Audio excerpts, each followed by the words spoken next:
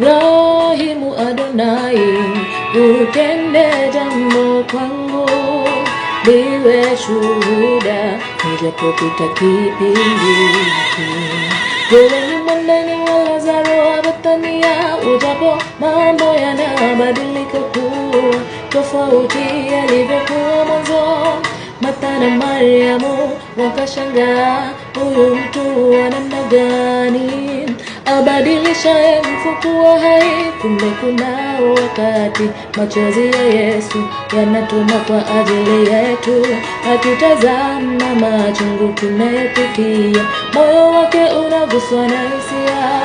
Yeye mlezi haujuaye uchungu wa mwana, na tena yeye ni baba ana ukungu kwa ajili yetu.